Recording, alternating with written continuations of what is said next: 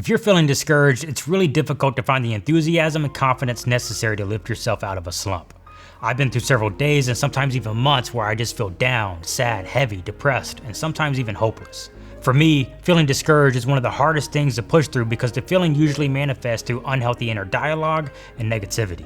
It's not because of whatever actually happened, it's because I allow my thoughts to be negatively impacted by what happened, which leads to more negative energy, thus creating the recipe for discouragement. But the first step to overcoming feeling discouraged is understanding what can make you feel this way in the first place, so you can then accept that feeling and begin to change your mind. There's obviously several reasons why a person can start feeling discouraged, but I want to share the handful that were most prevalent for me, as I believe a lot of people can relate in their own way. So first, stop comparing yourself to others. Instead, compare yourself to who you were yesterday. Are you becoming a better you? Wasting your time looking at someone else and comparing what you have or what you've done is wasting opportunity to work on yourself. Every upcoming day and minute is another chance to be a better you. Spending these minutes looking at someone else and being harsh on yourself in comparison will lead to more negativity and discouragement. Okay, maybe you've told yourself that you're just looking at what you aspire to be and are searching for inspiration.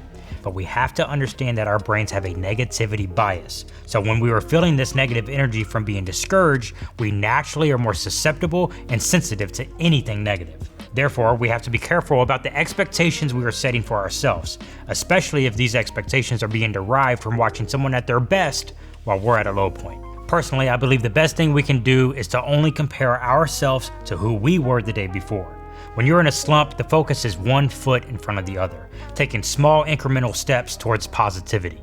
It's okay to accept that you're in a valley while others are at the peak. Now, off the heels of that, we have to avoid the desire for instant gratification. Unfortunately, when I'm feeling down and depressed, this desire comes rushing in faster than a crowd looking for toilet paper during a pandemic.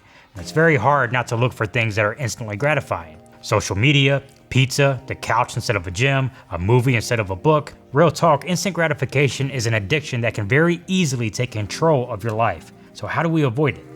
I'll be honest, this is something that I'm working on every single day, but what has really helped me is understanding that the things that I enjoy the most and feel proud of are often a result of successfully and consistently accomplishing things that I don't really like to do. This is a great reminder to myself that I do have the ability to delay gratification for a long-term goal. It reminds me of David Goggins' cookie jar philosophy. When life sucks, you reach into your cookie jar of previous times you've overcome adversity and remind yourself that life has sucked before, but you got through it then and you can get through it now. Be very cautious of falling into the trap of instant gratification. Instead, practice discipline.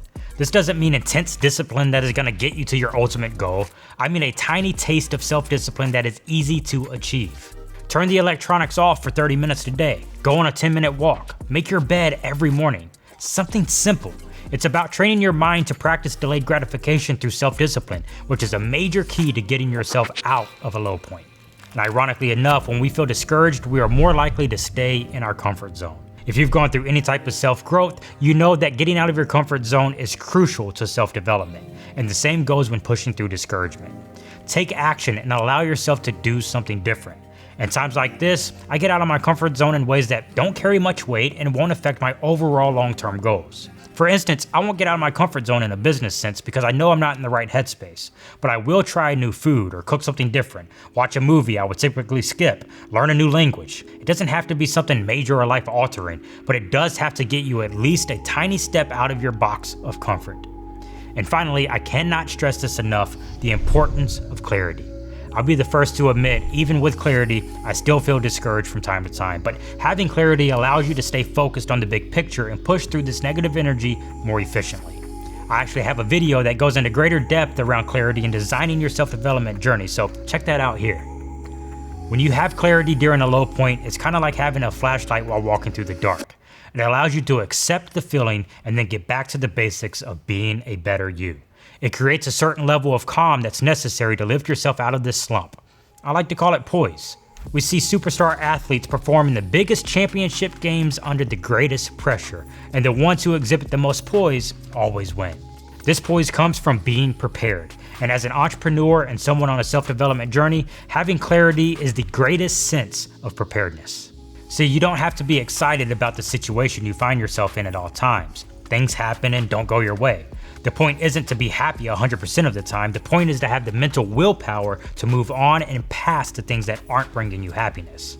Feeling discouraged is not a happy feeling, but it is a feeling that we all know will enter our lives at some point. I'd implore you to count your blessings. Showing more gratitude and actually writing down what you are grateful for releases serotonin and dopamine in your brain, making you feel good in the short term, but it also opens the door for you to become more productive and less anxious. By writing down a gratitude list, you're developing a mindset of opportunity and possibility instead of wallowing in a woe is me mentality. I keep a notepad and pen by my toothbrush, so every morning and every night I write down my purpose, what I'm grateful for, and personal affirmations. You gotta accept the feeling. Allow yourself to live in it. Don't beat yourself up about feeling discouraged. Not everyone has enthusiasm and confidence 100% of the time. And if you think of someone that does, you're wrong. So stop comparing yourself to others. Get out of your comfort zone, practice self-discipline, and delay gratification. Be grateful for what you have and watch my video on how to find clarity. And hey, if you enjoyed this video, jump into the conversation in the comments and let me know what you do to push through feeling discouraged. And please show your support by smashing the like button and hitting subscribe. And remember, you get what you give, so give good.